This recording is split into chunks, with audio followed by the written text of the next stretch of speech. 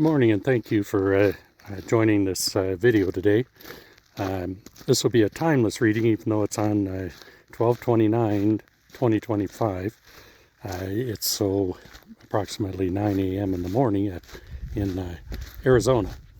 And so this message is going to have Gabriel's essence. He's asked me to do a message about my path.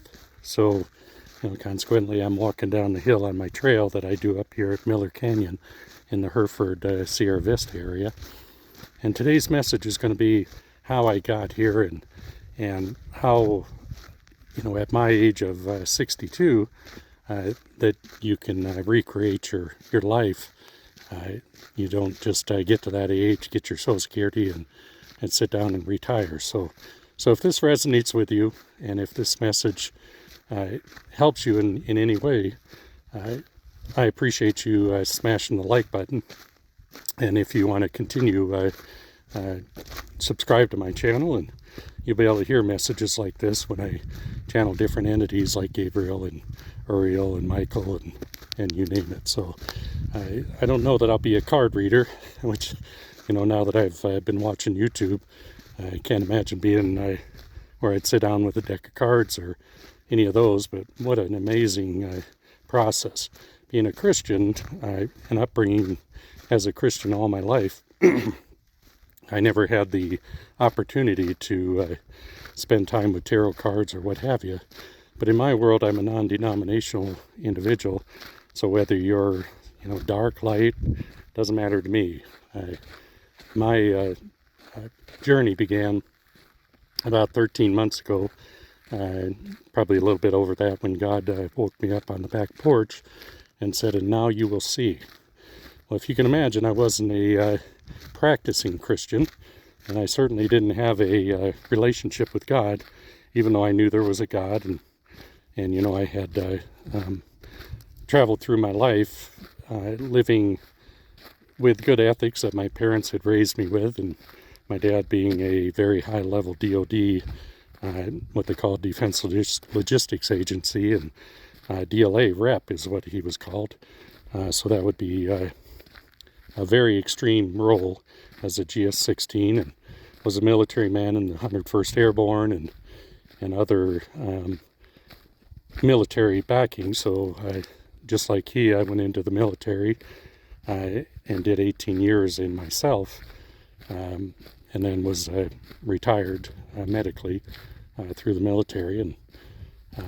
And so my background is very structured with military, and of course a very military man. With retired as a major, promoted to a lieutenant colonel, and like I said, as a GS-16, which they don't do any GS-16s anymore, but he would have been, I guess, relevant to a one-star general as a civilian. So DLA reps is called Defense Logistics Agency.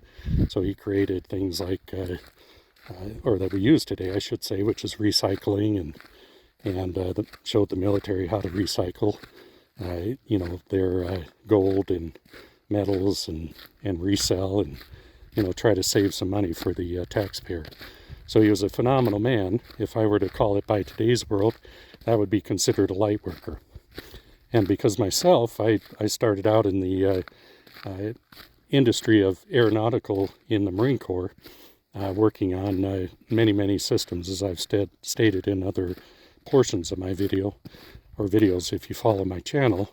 Being in the aeronautical industry when I went to work for Boeing really wasn't my cup of tea. So I got out of that, went fishing up in Alaska with the guys on Deadliest Catch, and got drunk a few times with Phil and Zig Hansen, and was actually hired on the Northwestern before I went out on a boat called the Emerald Overseas, and I actually damaged my hand, so I couldn't continue being a king crab fisherman and dungees and long lining and what have you. So had a great time with that, but I've lived kind of a carefree lifestyle. So now in my retirement, God's came up with a plan that I'm going to be doing that in my retirement. And so now interesting enough, I walk with God and the angels, and truth be told, demons and shadow entities and what have you in the universe every day. So I guess you couldn't get any more curious than that. So as I go through this path, God's asked me, and in this case today, Gabriel and Uriel have asked me to get on here and do a video of my life as I walk down the hill. And so, if that helps anybody out there that is reaching the same place in their life where they feel stuck in the matrix and with a job that they just don't appreciate, you'd be surprised. Don't be afraid to take a chance. Get out there and try something different, something that makes your heart really feel well. So again, part of what I did was I created processes and procedures and building codes that became national licensing for mortgage individuals with David Lund, and worked with Jamie Herrera and put together accounting for real estate agents, even though the real estate agents would probably be mad at me about that. We had to have that industry governed so we can keep inflation out of the housing market, which is about 30% of the economy, which definitely you can see the way the economy is today.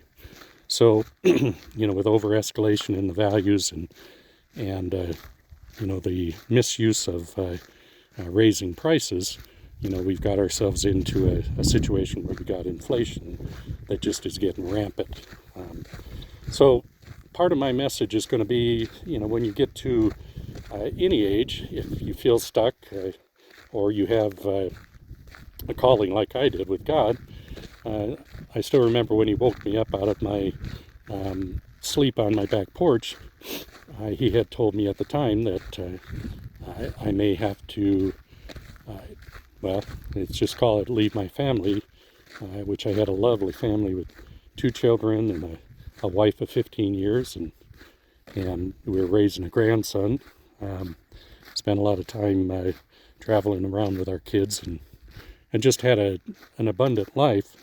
But in my case, once God had asked me to awaken, as they call it nowadays. Now, in my case, I look at it more of remembering, because I believe I've had latent skills all my life, and what the spirits are calling me is a silver psychic.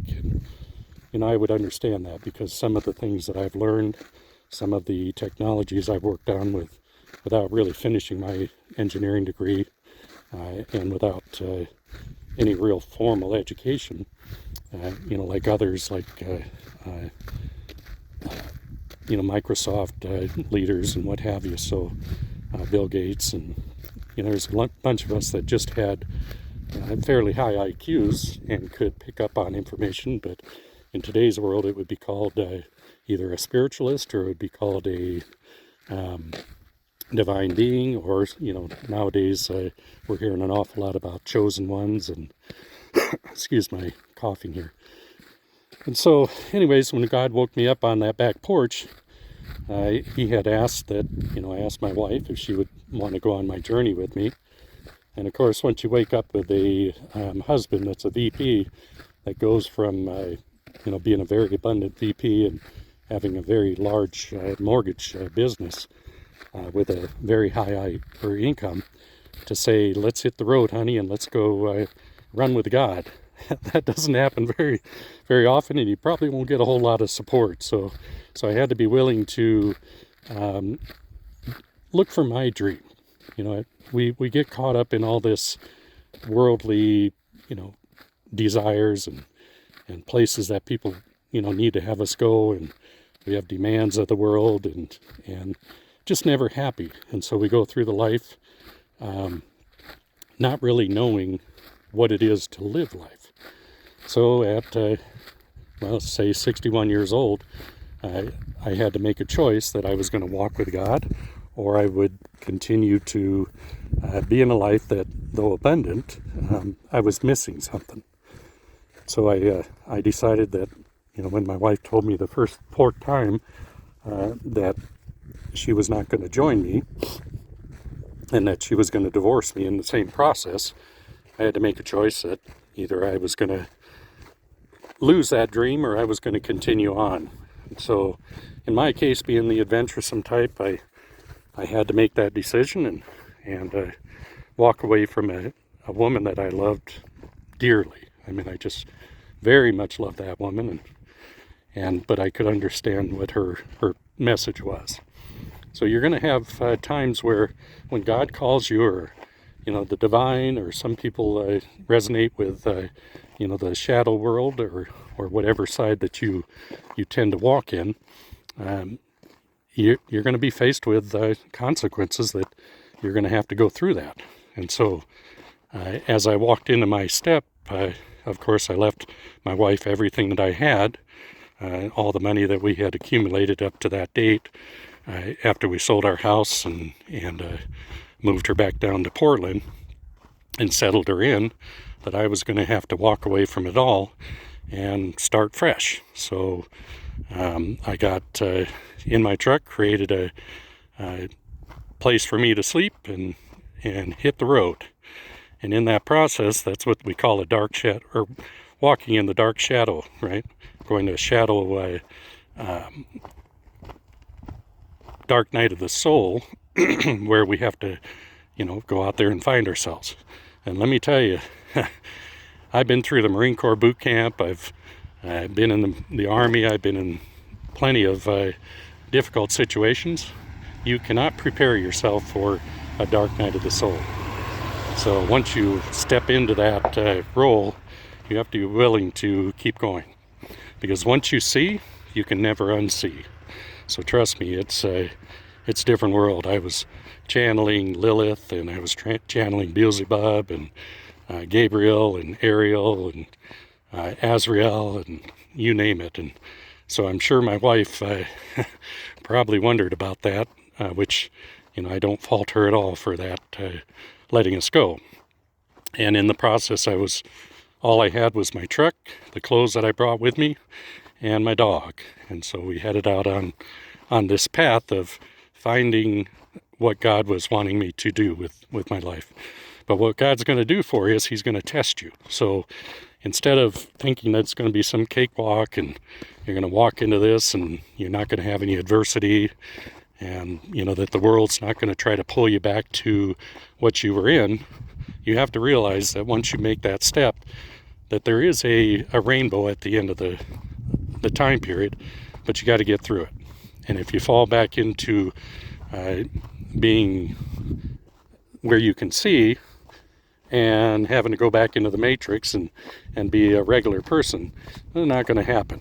And as much as God gifted me with different gifts like truth seer, gatekeeper, many of you will resonate with these names, a divine mirror, just a plethora of different things. And all of a sudden I'm starting to hear angels talking to me. I'm seeing the signs of numerology and palmology and what have you. And for a person that was not a spiritualist but rather a Christian, that was kind of disorienting. So, but then when the more that I learned about the path of the spiritualists, I realized that I was already preordained to do this, being a double M crescent moon palmist. That gives you certain discernments that you will pick up, and they could be latent there. And in my case, I had much more capabilities when I was a younger man, but as the world does, it pulled me out of that with religion, telling me that I had to act a certain way and that was evil, and the process was demanding that I blend in. And so a lot of people used to think I was a little bit weird, even though I've had a very exposed life, in the industries that I've been in, because of my technical skills and my experiences in creating many systems. It was still one of those situations that I just didn't understand why some of the things that I would say or the messages that I would get from spirits, and I would see shadow demons, I would see light, and so on. And so my journey began as a light worker. If I were to really understand what the system is today, And a light worker just means that you're doing good for the planet. So I was always helping Washington State environmental write their codes, and I helped them to create a system for reclamating old mines, and what the process would be to develop the land so that it became whole again after it was stripped out. And so there's a lot of policies that I still have within those agencies that are still there. And, so that would be a light worker where, my goal was to better mankind. And so I created programs that had to do with that, affordable housing, and different systems that were, of course, not financially beneficial for me, even though it did create a career for me in the mortgage business as a construction lending and executive in that field. My world was really just a process where I did the same thing every day, and I just didn't have the fulfillment because I wasn't doing the creative energies that I had. And so again, if any of you have any creativity, that you have something that inspires you, feel free to just get out there and just do what makes you happy. You're probably going to not fit in with everybody. Does that really matter? And in the end, after losing about 50 friends that had passed away much younger than I am, I realized over time that it wasn't necessarily about somebody else's dream, it was about mine. So here I was at 60 years old, stepping out with a dream to figure out who I was and what made my world tick. And so, though again, I had a beautiful home, I had 50 acres that we lived on, I had the bulldozers and the excavators and all the big boy toys, and was able to, purchase a piece of land that was an old mine and use that as a basis for the reclamation program. And I was just always busy tinkering around with it. I always wondered how I was so good at everything that I touched. Well, being divinely anointed at a young age and signing a soul contract with God at 3 years old, which I had forgot, to be honest with you. So I had made a promise to God that if he ever called on me, I would answer. Well, all of a sudden he figures out that at a little over 60 years old that I was going to answer that call. And so, that's when I began my journey. And now I realize all of the process that I went to get here became a calling. And I also realized how many times that, Archangel Michael, who was my primary guardian, had saved me. I had, at 20 years old, committed suicide and lived through that. And I still remember that like it was yesterday. Beelzebub was the one that, held my body to the planet. And I, of course, went up to heaven. And as soon as I got up there, God kicked me back down to the planet and said, "Your mission is not completed."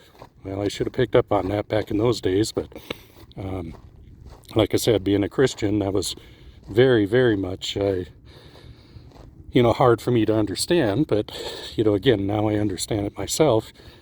Because if you imagine, the spirits call me a dark chosen one, or, some people even use the term Heoka.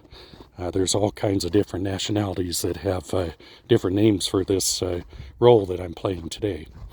And, I guess I call it playing, but it's certainly not. It is my life. So again, if you're a chosen one, or you equate to a chosen one, or you equate to a Heoka, or a light worker, or a dart worker, trust me, you're going to have your hands full trying to fit in to figure out what your calling is.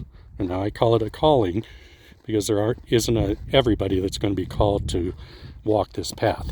And so if you do resonate with this, I'll try to do what I can to help you understand what it means to walk down a path of, having conflict and, having the world trying to change your way back to fitting in, because this world being run by archons really doesn't want any of us to wake up, is how I'll put it.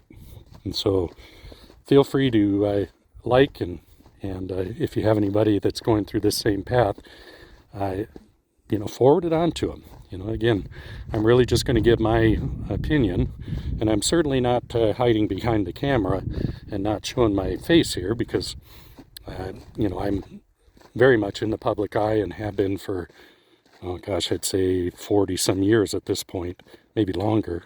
That I've been on TV, I've been on videos, I've done advertisings, I'm plastered all over the internet, or used to be, and have been fighting the corrupt government for an awful long time. So I know a huge amount of senators and congressmen, and I helped out with Trump's process when he first got into office, and of course helping Elon Musk with his image, with little x, and his ideas to improve his public image, which was a fun project, but never did transform into a full-time job because the spirits had other ideas for me. So so even if you're a public eye, you can step out into the light like this and learn to transmute dark energies into light like I do, as well as still do light worker processes. So being a what we call a dark chosen, I certainly don't have any implications that I'm trying to change the world. I'm just trying to do an impact on my end of it and hope that others who are stepping into either light or dark will do their side. So I'm considered a neutral at the way that I function. So, but yet having the mirror, of course, any of you all that resonate with the mirror, you know what that does. Either people like you or they don't. And I've spent my time riding on Harleys for, gosh, I probably did 1 million miles on Harleys. Spent my time with the Semper Fidelises and, friends with the Hells Angels and you name it. So that's where I see my dark side, so I understand why God had me as that individual. But again, if you resonate with this, and if it's something that you feel that somebody else needs, or if you're enjoying my content, I don't know where this is going to go, but it's certainly going to go somewhere.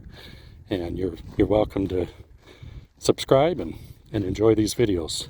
What I'll be doing is linking shorter, what we call shorts, into these longer videos. So you'll be able to follow those shorts and catch some of these unusual messages.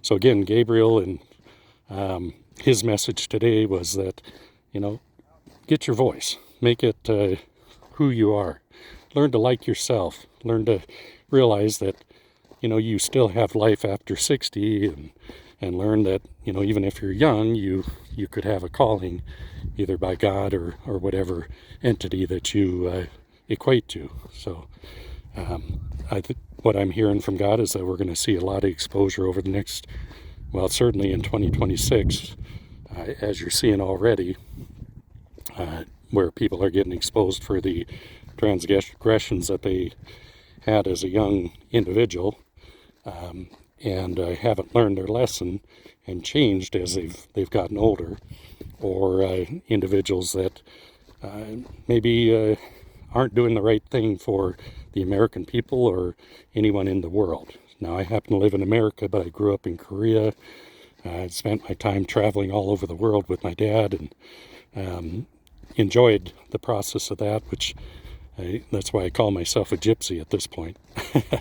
So no matter where God sends me, I'm going to be going to that. And so, as you'll find out, as Moto and I head out on the road this summer, I'll be recording the adventures of us going down into the Gulf Coast and down into Florida and back up the East Coast, up into Canada, after we stop up in Maine.